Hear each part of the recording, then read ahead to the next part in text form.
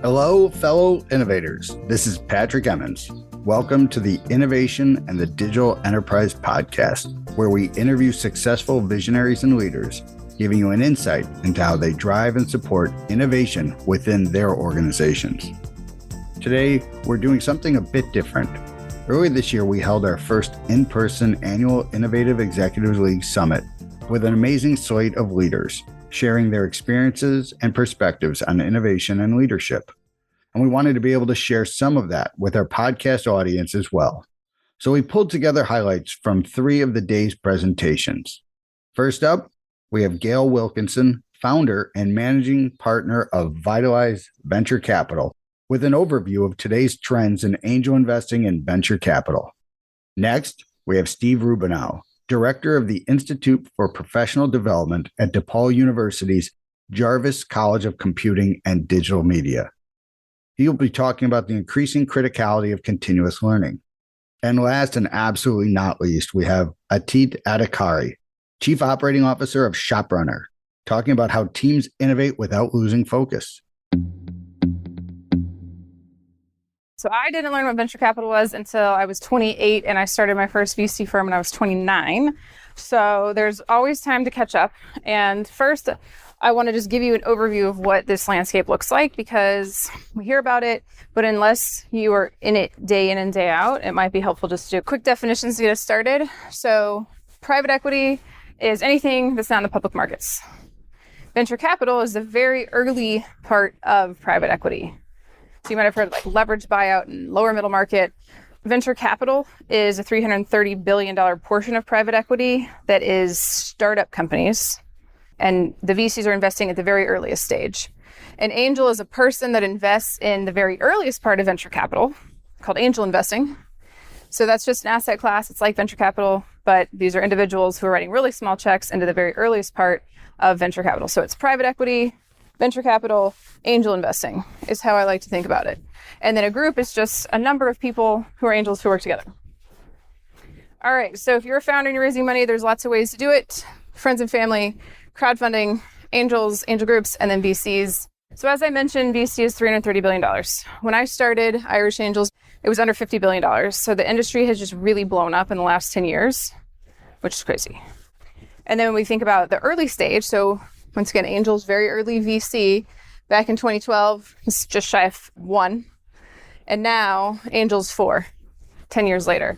So lots more activity, not just at all stages of VC, but also at the early stage.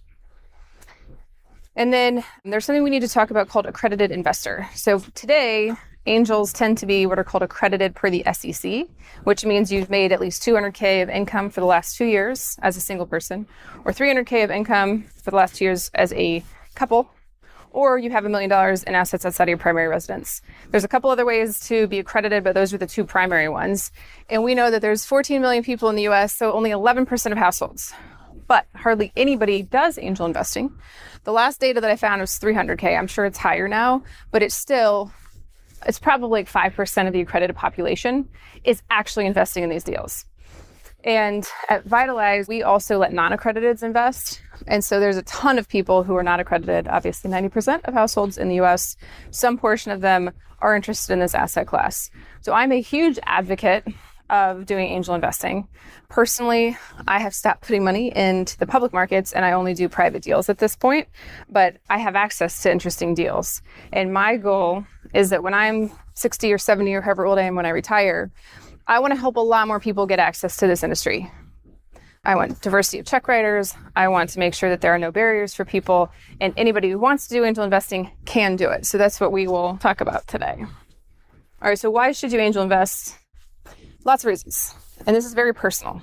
So I think angels are some of the coolest people in the world because they want to help founders. A lot of times they do this because they love it so much and the returns are icing on the cake. When I think about why I do it, I want to diversify outside of the public markets. I'm really glad that I put most of my money last year into private equity instead of the publics, for example. There's something called qualified small business stock. So if you hold a qualifying company for over 5 years, you don't pay any taxes on it. And after being in this industry for 10 years, I'm finally getting some checks back on some of that stuff. And it's a huge deal when you don't have to pay your 30 or 35% on some nice sized checks. A lot of people want to do angel investing to learn. It's fun. They get to see cool stuff. They get to help founders. Some people want to get into VC, and this is a great way to start just doing deals. And then, once again, have fun. So I teach this webinar on how to get started because this is a black box for a lot of people. And I want to preface this by saying, only angel invest what you can light on fire. I'm not up here to say, I think you should put a bunch of your money into angel investing if you can't really afford to lose it, because that would be very bad. So remember, only angel invest what you can light on fire. But here's how you get started. You want to figure out how much can you deploy? And then how active or passive do you want to be? Next, like, what do you care about? And then you want to learn about what you care about. And then you got to start seeing deals. So join some syndicates or figure out how you're going to actually start to see what you care about. And then you just start. You want to write checks. And from my perspective, this is a cyclical thing. So once you invest, it may be 5 to 10 years before you see any of that money. It will likely be up to 10 years before you see any of that money. And if you start when you're as young as possible, you can have multiple cycles, and that money hopefully will compound if you are doing it right. So we're going to walk through an example. All right. Before we do that, portfolio theory, it's just the idea of being diversified. So let's say you have a friend who's starting a business and they're like, hey, can you invest $25,000 into my startup? Totally fine. But remember, if you only do that one deal and it doesn't go anywhere, you just lit your money on fire. But if you take that $25K and you put it into 5 deals of $5,000 each, hopefully one of them returns $50,000 and you just doubled your money. Even if the other ones go to zero, because you had a portfolio of a number of deals, you're more likely to get the returns that you're looking for. So when I angel invest personally, I'm hoping that all of my money will 5x. So if I put $100,000 in over a number of years, I'm hoping that at some point in that cycle, I get $500,000 back. And in that cycle, I can put that money in, and I hope that once again, it 5x's. So that's what I personally think of. Some people might say I'm looking for 2x. Some people might say I'm looking for 3x. I know angels look for 100x. It really just depends on what your personal goals are with this asset class. But from my perspective, you should invest in at least one fund that has at least 15 companies in it. So you're investing in someone like me who can then go and make sure you've got that portfolio of diversification, or you do at least 15 deals on your own. It's really important to at least do 15 deals in a 3-year period. So you should be doing about 5 deals a year in order to hit that portfolio style returns. Okay, so an example. Let's say you make $200,000 a year. You pay in taxes and expenses over the year $130,000. So you've got $70K left. That's your investable cash for that year. So maybe today you're putting some of it in a bank account, putting some of it in the public markets, some of it in some special like college savings accounts or whatever is important to you. You may decide at some point, I want to take part of that and put it into private deals. So do angel investing. In this example, I've said, all right, so 25K of my 70K I want to invest. So I'm doing about 1/3 of my investable cash into angel deals. So remember, this is step 1. How much can you even invest? You got to do this math. So this person can invest, they've decided I feel comfortable investing 25 because I can still put 45K into other stuff. And I feel like this gives me good exposure. So then the next step is, okay, I know I'm doing 25 a year. I know I need to hit at least 15 or 25 over 3 or 5 years. So I need to do 5 deals a year. So I know I'm looking for 5 checks at $5,000. So this is the math that this person did to now say, okay, I know in this year I need to do about 5 deals at 5,000, and I know I need to do about a deal every 2 months. So you've got a plan going in before you go back to these other steps, which is, all right, now I know what I'm doing. Now it's figuring out what these other things are. So for me personally, I invest in all kinds of stuff. I have to think it's fun. I have to find it to be interesting. So I've done Habit, which is a face sunscreen. Because I personally believe we all need to wear more sunscreen. This is a really great CPG product that I think will be very big. I've invested in circular shoes. I've invested in future of work software. I've invested in a baby changing table from a founder in Chicago. I've invested in all kinds of stuff. So I have to think personally it's cool. And then for me, I really lean towards investing in women and people of color and other underrepresented groups. So when I look at my data, about 90% of the 45 deals I've done are into underrepresented founders. That's important to me. For you guys, you might say, I love healthcare. I'm going to do all healthcare because I know it. I love it.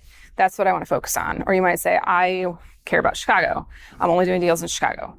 This is extremely unique to each of us. So there's not a right answer here. Just what moves you if you want to get into this space. And then it's just starting to learn about it. So if you want to be really active and you have the deal flow, like maybe you know a bunch of founders, you can do what are called direct deals and invest right into the company. But if you're like me, I'm a member of 3 or 4 different groups. I like to see deal flow coming in from other people. And that helps me not to have to actively go and seek it out. So of my 45 deals, I've done some through Irish Angels, some through a firm called Chicago Early, which I suggest all of you think about joining. I do some through our group, which is called VITALIZE Angels. And then there's a few other ones that I can share at the end. So I know that every year I personally do 5 to 10 a year. 5,000 each. That's all I do. My range is $1,000 to $10,000. Almost all of what I do is 5. 20% of your stuff's going to return 80%. Half's going to go to 0. Hopefully you get a couple big winners. So in my 45, I'm hoping I get 3 in there that are 100x plus, and then I get really good returns. That's what I'm going for. If you're like, okay, I want 25 deals and I want a 10x, you're really looking for a handful to be 10x plus, or you're looking for 1 to be 100x. That's how the math works for this stuff. And you have to be comfortable writing a bunch of checks because a lot of it's going to go to 0. And it's painful. It is very painful when they go to 0. But, for me, I was early in the Mom Project and now it's doing really well. And assuming it continues to do well, I'm going to make a lot of money on that deal. So that's how you kind of get through the hurt, because if you did it right and you did enough deals, you'll have hopefully some of those that are doing well. So in 10 to 12 years, you're looking for 3 to 5x most of the time. How does that correspond to IRR? It's somewhere between 20 and 40%. And the stock market tends to be over time 10 to 12%. But once again, you have to have portfolio theory, you have to have good deal flow, and you have to write enough checks in order to get this kind of return. We're in a really interesting time. This is actually the perfect time to get started angel investing if you have the stomach for it. Because remember, $330 billion, huge growth in venture. Huge growth in angel investing. It's quadrupled in the last 10 years. But now there's all these players in the space. There's all this money. And the markets have just tanked, right? So we've got all this inflation. And we know the public markets, especially the tech stocks, are way down. So about in November, we see the markets start to come back. And this line here is tech stocks. So it's way down. Publics are down since January. Tech stocks even down further. What that means is that at the late stage of private equity and into the public sector, technology stocks, which is primarily where venture capital invests, have lost a bunch of value. And so right now there's a ton of fear in the market. I'm not allowed to talk about if I was raising a fund, but if I were raising a fund, a lot of the limited partners, these are people who invest in my fund, have gone away. 80% dried up overnight. People are scared. They're not putting money in. But a bunch of VCs just raised a lot of capital. And the late stage VCs just lost a lot of value. So they're like, we need to invest at lower prices. So there's this trickle down effect happening right now in the industry very quickly, where the prices are being fixed rapidly. So a deal we might have done 2 years ago, the same deal today is probably going to be valued at 30% less than what it was a few years ago, which is good. And I would argue that today it's priced right. It was inflated a few years ago. So we've seen this kind of correction happen extremely, extremely fast right now, which to me indicates a lot of opportunity. So I'm glad that I have a fund too started and I'm able to deploy cash right now, because I think that with fewer kind of bad actors in the VC space, the deals that are on the table will be better. All right. And then here's another look from a multiple perspective. So I always think about forward-looking multiples. So back in 2014, the median forward-looking revenue multiple for software companies was about 5 or 6. And then last year it got up to about 16, and now it's back down to 6. So what does that mean? Back to our example. If that company was worth $1 billion, they would need several $100 million of revenue to be worth $1 billion. But last year they only needed way less than $100 million to be worth $1 billion. And that's what happened in the market. A whole bunch of that was just gone. But when we think about valuing stuff, we've always used a 5 to 7x multiple, because that's real. That is tangible. This stuff was all froth. And so a lot of deals were done, angel on up to growth in this period. And those companies are going to struggle because they were done at prices that were too high. So once again, interesting time to get into the game because we're back to normal right now in terms of fundamentals of the market. And we're seeing that in these things like forward-looking multiples. This is the only chart I can find on VC activity because it's usually like lagging a quarter. But in Q1, you can see that across the board, these are all stages of VC. All the activity is down from a dollar's perspective. That means that VCs realize that the market not doing great, a lot of fear. I'm going to sit on the sidelines for a second, which once again is good for the industry as all because this is what's helping everything to correct right now. Obviously, I'm watching the macro environment. And if you follow this stuff, there's a couple big firms called Sequoia and there's another one called Y Combinator, and they've sent notes out to founders recently saying, this is a really bad situation and try and keep cash for 3 years and the apocalypse is coming. I think that they're overestimating and being a little dramatic about what's coming. However, it's important for founders to be really prudent right now and you as potential angels to think about this. So founders should be focused on revenue growth. That's always the number one thing. Hands down, doesn't matter market cycles. They should be talking to their customers to see what's changed because customers have to conserve their cash right now. And if their needs are changing, should the founder be thinking differently about their product? They should be focusing on what's core to their business. A lot of founders are like, oh, I want to do this and this and this and this. But I'm really looking for founders that have like one true North Star and they're so focused on making that thing happen. They have a lot better shot of getting to success. They should be spending wisely, cutting things that are not needed from an expense perspective. They should hire slowly. I mean, all these things are important all the time, but especially in down cycles like we're in right now. I tell our founders to monitor your cash balance once, at least monthly. When you get to 6 months or less, raise your red flag because I need to come in and we need to figure out how to help you. And then finally check in on your team from a morale perspective. So that's just quickly kind of what I see in the market right now. And this is the counsel that I'm giving my founders. What we're going to talk about here, it's a collection of thoughts, not really too many answers, but a collection of thoughts on challenges and opportunities when it comes to learning across the broadest spectrum that we can imagine. And I have to say that in terms of my own background, I've been at DePaul for 5 years, but before that I spent decades in the corporate world as a CIO and a CTO, so I've kind of seen both sides of that equation. And then also I like to point out to people, I'm a lot of things I say I'm biased. I say it openly. I'm a big consumer of educational products. I spent a long time in college and I have some, diplomas to hang on the wall to show for it. The last one I got was at DePaul last year.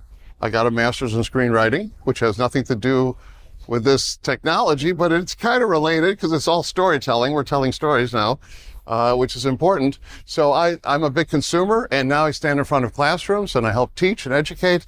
And so I have perspectives from multiple angles on this topic, which is why it's so important to me. So here are the things that started to catch my eye. Number one, you've probably heard a lot of the 100-year life, and that with advances in nutrition, advances in medical science, more of us are going to be living longer. And I think the comment here was half of the kids born today will live to be 100 or older. Now, if they're going to live to be 100, and many of us will live longer lives than our predecessors as well, and we're going to be healthy, so we're going to have good quality of life, not only longevity, we're going to want to be more productive, either because we enjoy working and we want to contribute, either out of financial necessity, maybe both. And so the old-fashioned notion, which I guess is the current notion, because legacy takes a while to shift, is that our careers were smaller. Here we're saying people can expect 60-year careers. And I think we all know that the idea of doing something day one of your career and at the end of 60 years, it's probably not going to be the same, especially in technology, which is what our focus is. I'm not talking about art history or which are all great topics, but in technology, so much is going to change. And so if you think of a 60-year career, how do you keep on making yourself relevant and fresh? And that's kind of the crux of the question. It's important for us as individuals. It's important for companies. It's important for society. And it's a global issue. It's not, of course, relegated to one geography or another. So what I like to tell people, however we choose to define it, and there are different definitions, continuous learning throughout our entire career is critical, and our careers are going to get longer, and the learning windows are going to get smaller because things change so quickly. It's a great opportunity, but like so many other things, it's a great challenge. And since the title of this conference has the word innovative in it, because everything has to be innovative, in order to foster innovation, you've got to have continuous learning. Because again, focusing on technology, older ideas in technology, which might have had a good lifetime, they're constantly changing. And if you're going to innovate, you're going to do new things, and new things require new ways of thinking and new learning. And the question is, how do we get there? Now, this isn't a new topic, continuous learning, but the reality and the constraints and the timeframes and the advances are new or newer. So great idea, and now even more demanding and more challenging than it ever was. Now, the concept of a learning organization is also not a new concept.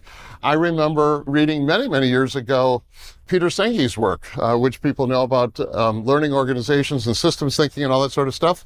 And so, but more than ever, this is all directional as opposed to binary. More than ever, organizations have to be good learning organizations. And that doesn't just mean they're learning how to do their current stuff better, which is important. They're training new people on how to do what they do. That's important.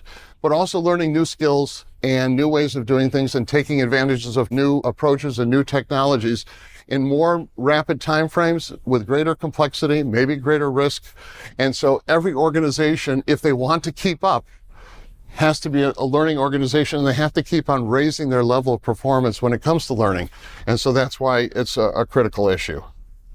Now, in organizations that are characterized by good innovation, they don't see learning as kind of a cost or, oh, gee, we have to do that. They welcome it, they seek it out because they know that learning is a way of advancing. It helps to manage risk. I always remind people that risk is not something to be avoided. It's something to be managed, because if you avoid it, you're not going to go anywhere. And so the question is, how do you manage risk? And the thing is, well, we all know there's going to be a lot of failures. That's how you learn. Hopefully you have more successes than failures, because otherwise that's probably not a very good batting average. But the organizations will be more eager to learn than ever before. They use it as a way to manage risk, and they want to learn quickly. And quickly is a relative term. It depends on the subject, but that's another critical portion. So what are people saying about people that are in the technical field? What are they saying about the need to learn new things? 65% of U.S. workers said that learning new skills is extremely or very important factor in deciding whether to take a new job. I'm guessing that number, this is from this month, so it's fresh information. At least the article's fresh. The survey may be a little bit before that.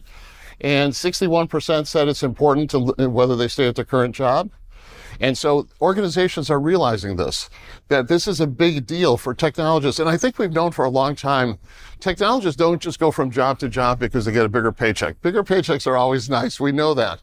But it's really the opportunity to learn and the other intangible rewards that people will get. And so this is going to be a big selling point. And it is a big selling point. What is my opportunity to learn? And you, corporation, how are you going to help me do this? Now, we all know the corporations are not going to spoon feed people. They have to you meet them halfway or somewhere in the middle, but it's an important selling point, and it's only going to become more important as we go along. Now, here's another imperative why it's important to have this learning process. Whether you believe that half the jobs in the United States are going to go away because of AI and automation or something less, that's a topic for a different forum. But we know it's going to shift. And the shift is going to require relearning, reskilling, upskilling, retraining. So people have to figure out how radically it's going to change, or they're going to have to do something else. And if they do something else, they have to learn a new skill. And the question is how and where and how fast are they going to do that? And who's going to give them guidance on how that works? Here's another thing, and I think us in technology understand this, and we kind of live it, so we don't maybe reflect on it so quickly. The obsolescence of knowledge and technology is quite rapid, and it's not linear. It's not a linear curve, but it actually accelerates. And so this is from a couple of years ago, but I think that it's just going to get more accentuated. So if anybody ever reads Mary Meeker's Internet reports, which she does a great job of when she does them, she found that 50% of the freelancers that she studied or analyzed updated their skills within the past 6 months. So on the near term, on the near side, she's saying that a lot of people feel they have to refresh every 6 months. Does that mean they're learning a totally new programming language? No, but they're learning new frameworks. They're learning enhancements of the programming languages. They're learning about new tools. We know how quickly things change. In another study from Pluralsight, they said technology skills typically have a 2-year half-life. Now, I also know, and having done this myself, I also know there's still COBOL programmers actively working. I programmed COBOL when I got out of college. So I know that decay curve has a different slope, but that's not what the mainstay of our future is going to be. And so the relevance is shrinking. And this was kind of an interesting comment made from the president of the Singapore Institute of Technology, who said, I don't care what you think, no amount of education is ever going to be enough. When you graduate, you don't graduate. That's continuous learning in a nutshell. One of the things I've led at ShopRunner is like this new venture strategic initiatives. And so our former boss and CEO was the founder of OkCupid and SparkNotes. And when he was the CEO of Match.com, they started Tinder. So he's a guy with a lot of ideas, which is great. But ideas distract companies a lot. So he's like, Ateet, and the executive team was like, we need someone to take the noise that can cause disruption at leadership as well as at product teams and like channel it in a way that is both productive, but also not distracting. And so for the last 5 years, amongst other things, that's been kind of part of my function. And it's been a lot of fun. I don't know, I've learned a lot. So I kind of laid this out as a couple of different elements. But I think all of these lend to that balance of how do you do innovative things. I think we're all entrepreneurial. We're in a tech entrepreneurial community, and we're at companies at various stages. And you want to keep doing things. If you're an early stage founder, like after you've started your first 3 sales and your first 2 products, you're already bored and you want to do the next thing. And so how do you do that without distracting? Because you do have quarterly meetings with your board. You have KPIs. You have your biweekly sprints. You have real work that has to happen. Yet you want to know what to do in blockchain, what you want to do in Web3 and other things. These are like 5 elements I think that are really important. If you don't have these 5, I think the way I say it is like you have a strategy team instead of an innovation team. Not that that's bad. Organization needs innovation and strategy. But if you are really missing some of these, you at some point end up with a different type of team with different outcomes. So I'll go through each of these. Autonomy is really important. You cannot have a team that's like supposed to do innovation, but actually falls within product or falls within innovation because you have constraints. And like the long-term 3 to 5 to 7 year thinking doesn't get prioritized because guess what? You have a meeting in 2 weeks. You have a product that has to get delivered this quarter. So it needs to have autonomy to be effective. The second here is diversity of background. It's like so important. My comment about like, do you have an innovation team or an incubation team or whatever you want to call it, or a strategy team? It's like so important. If everybody in the room looks the same and has the same background, you have a strategy team. Very important for certain organizations to have a strategy team. You need someone that went to art school. You need someone that went to business school. You need someone that went to that is an engineer and loves it. You need someone that has a PhD in anything that's probably unrelated to business. Like you need a diverse team to be thinking about broad concepts. And so really, really important on the second thing, just having a diverse set of skills. Again, really, really important. You need a budget. If every time you have to say to justify a project, you need to go back to the CFO and they say, what's the return on building a game in the metaverse? The answer is I have no idea, 0 or billions of dollars or somewhere in the middle. And so instead of having to go back, you need some kind of allocated budget. Different sizes. Venture-backed company is going to be in the 5-6 digit range. At FedEx, we have a lot more. But you need something dedicated so you don't have to go back to justify each specific decision that gets made. The other thing, again, back to the concept of not distracting the organization, you need a budget for third parties. Like every time I need something designed or put together, if I need to go back and have my design team do it, distracting the organization and not maybe the best use of resources. If I can hire a designer quickly for a week, for a sprint, for a month to supplement the team, it's like an easy thing to justify $10,000, $15,000, $20,000. And so allocated budget's really, really important here. The principles and constraints are something that I would spend a lot of time because there's a lot to discuss. You can't have an innovation team that just does everything without any constraints. I have a visual in one of my decks that I share with our new hires. It's like constraints are good because it shows a train going through mountains. And I was like, if you didn't have constraints, what would happen to this train? You need a track, you need a place for people, you need a place for the mountains. You need to have constraints. You can't do all things. And so I think about this a lot. Also just some principles that the team aligns on. If you don't have those, you're just running in a lot of different directions. And so those can be created, those can evolve, but you got to spend time on this. And the 5th is kind of administrative, but ideation, ideas versus concepts, incubation, innovation. At first it was new ventures and then became strategic initiatives. It doesn't necessarily matter what you call it, but at some point internally, you got to define these things. You got to say what you are and what you're not. We have, historically, we've been the strategic initiatives team. Post-acquisition, we became the incubation team, which is fine. But then innovation, product innovation lives differently. And that's okay. But product innovation means next sprint, next quarter. It doesn't mean 3 to 5 years from now. So just be really intentional about defining things. Because again, we'll talk about stakeholders in a second. If you're going to have broad stakeholder buy-in and they don't know if you're talking about product innovation or incubation, it's going to get confusing really quickly. So spending some time on these 5 is really, really important to set up a team to be, again, productive, but not distracting. There is a lot of value in creating process. It's like, it sounds kind of crazy, but for an incubation function, you're like, isn't that the opposite of process? You're supposed to be creative and out there and doing cool things and like being creative, which we do, but you have to have a place where this process lives. Like, you're not going to get buy-in from anybody in an organization unless you have some sense of being able to report on where are the things you're working on in a process. All this is really meant to show is that we are taking a lot of ideas at the top of the funnel, taking them through a rigorous process. Many of the ideas you can see here, I think, kill 90% before they become proposals, don't make it through the funnel. Like, we do a lot of work, but it doesn't mean everything is going to end up being a focus of the business. What's most important here is, like, we really only try to incubate 2 ideas a year. We probably look at 100 things, a la venture capital for angel investing. Like, you look at a lot, but you only do a few things. Back to the idea of focus and making sure you're not being a distraction for the organization. If you're taking all of the things and you're doing 10 things and the company has 2 to 3 core products, it's a little unclear. Like, why are you focusing on so many other things? The board will ask hard questions, as they should. So again, focusing on 2 things, running through a funnel and making sure you get rid of a lot of things along the way. The other thing I'll mention for us, we do PRFAQs. It stands for press release frequently asked questions. It's a fairly common, like, West Coast practice for innovation teams. Amazon used it and maybe popularized it, but other people do it as well. Every idea we run through ends up in a 1-page press release. Future looking, this is step 1. So when you say, okay, should we do this? Should we do something in Web3? Should we do something in blockchain? You're like, let's spend some time writing a 1-page description of what is the future state. You are picking the place where it's being published. You are framing it as, like, with quotes from clients. You're spending time doing research to write what would the press release look like when our CEO goes out and says, ShopRunner announces it's blank. And so in order to do that, you spend a lot of time thinking through every nuance of what would you want that to say? What would you not want it to say?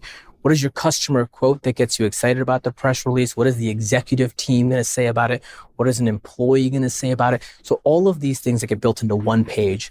In theory, by reading this, you're saving a lot of time.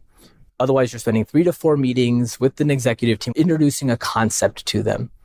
That takes a lot of time to make progress. If you can get it in 1 page efficiently, and the FAQs are like this, as you can imagine, frequently asked questions on a concept, maybe that's page 2 and 3, 5-minute read, people either get it or they don't, they like it or they don't, and it helps you get to decisions quickly. So if you're going to evaluate 100 things or 50 things, and you spend 5 minutes of an executive team time to look at it, to determine if they're interested or not, a lot more efficient.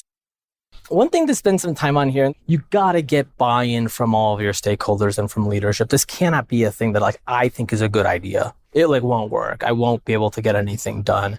I literally map out who are the key people that I need to get buy-in from across the organization. And then ultimately, who do I want in my small team? When I say I want to spend $500,000 on this, who's the person that's going to be like, if this group says yes, I don't have to ask any more questions.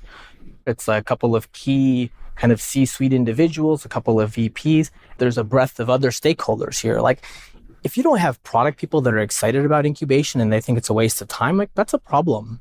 So I have my team spend a lot of time internally just getting buy-in on process, answering questions, to spend a lot of time getting buy-in, getting support, more so at a large organization at FedEx than we did before, but it is still a really important part of our business. Do people like what we're doing? Are people excited about it?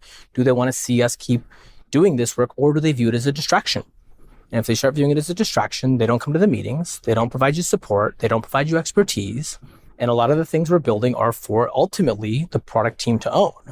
So if product and engineering views you as an enemy, distraction, isn't your friend, don't like you, it's a problem. So really important to get exec buy-in. The other thing I'll mention, our structure, and this is different for different companies, we have an hour every month with our executive team. An hour, 60 to 90 minutes. We go through the PRFAQs, we go through the funnel, We go through anything we need buy-in on related to big decisions. Should we fund this? Should we hire a third party to do this work? Any specific requests every single month. And my standard for my team, and I say this out loud, I say this in front of the meeting, I say, this should be the best meeting of the month. This is the CEO, this is the other C-suite, this is the head of technology. It's like, if this isn't the best meeting of your month, like, tell me. Like, I want my team to be that good. So every month we have a combination of things that we deliver. It should be exciting. It should be interesting. It should feel strategic. It should feel relevant. Some of it should feel exploratory. When you go home to your partner, I want you to talk about this meeting this week or this weekend, right? That's the standard. You don't have a lot of time with executives who are focusing on quarterly earnings and month to month and sprints. So you want to make sure it's really valuable and they look forward to it. They don't reprioritize, they don't schedule over it. Like, it doesn't happen. So we try to do a really good job of keeping that standard. One more section. We're kind of getting to this, like, where does innovation fall for product? Is it market driven? At the end of the day, we do a lot of work. The influence is in a lot of places for the organization. It can be a product enhancement. You're like, well, don't you need to work on the product team for that? A PRFAQ starts with something really exciting. At ShopRunner, we were trying to do something. We said, hey, listen, we have 2-day shipping and free returns. We have certain brands that don't want to put things on planes. They're very eco-conscious. It's just not aligned with their values and their brand, Patagonia being one of the most important ones. Like, we can have a meeting with the CEO. They can love everything we do and they would never sign a deal with us. How do we overcome that? The market for ShopRunner, 2-day shipping, free returns, enough scale is probably 500 retailers. And if 3% of them literally do not want to do this, how do we do something that's different for them? So we talked about, like, we could create a new market that was like an eco-conscious market that provided like double impact or something. Kind of interesting, but then you're like, well, it's not that many retailers that want to do this. So you're 20, 30 retailers. So like, oh, what if we had the option of downgrading your shipping options in order to double your impact on whatever you're doing? So for, environmental issues for Patagonia, we're like, we can have, instead of a 1% give back, we can have a 2% give back, but you don't get fast shipping, you get slow shipping. Kind of interesting. So ultimately, we kind of tested a bunch of things that were like eco options within the ShopRunner network as opposed to a fast and free option. And so those are more product enhancements, right? So those things ultimately became things that the product team had to decide about and think about, even though the research started with let's create a new network of the future of like Gen Z shopping. That wasn't going to be the thing we did. So my point is only that a lot of things we ultimately think about do land in different places. Like, this is thought leadership. We were doing a lot of work on blockchain and loyalty, including spending time on the West Coast, talking about a $100 million fund to do some kind of ShopRunner across retailer loyalty program. Not necessarily because it was the right thing for us to do. We ultimately decided not to pursue it. But Neiman Marcus's CEO is asking us questions. What should we do about blockchain and loyalty? And when you're like, good question, we don't know, that's problematic. If you're expected to be their technology partner, their thought leader, you got to have answers to some of these questions. And so, should we accept Bitcoin or not? Like, these are good questions. It's nice to have an answer to that, or at least some thinking behind that. So again, a lot of the work ends up in different places. Not everything ends up being a new product for a new set of industry or a new business line that kind of evolves. Like, it can be a lot of different things. So it's really important for this to be known, because if leadership thinks everything is over here and you only deliver a few things over here in the next 6 months, they're like, is innovation doing anything? It's a good question if you're spending a lot of money on it. So just understanding that the outcomes can vary is really important. We hope you enjoy these highlights. Don't forget, we have our next summit coming up on September 3rd at the OLC Education and Conference Center in beautiful Rosemont, Illinois. You won't want to miss it, so get your tickets early. If you want to learn more about the Innovative Executives Elite, the events we host, or any of these innovative leaders, check out our LinkedIn page or visit our website for more information. We also want to thank our listeners. We really appreciate everyone taking the time to join us today. If you'd like to receive new episodes as they're published, you can subscribe by visiting our website at dragonspears.com/podcast, or find us on Apple Podcasts, Spotify, or wherever you get your podcasts. This episode was sponsored by Dragon Spears and produced by Dante32.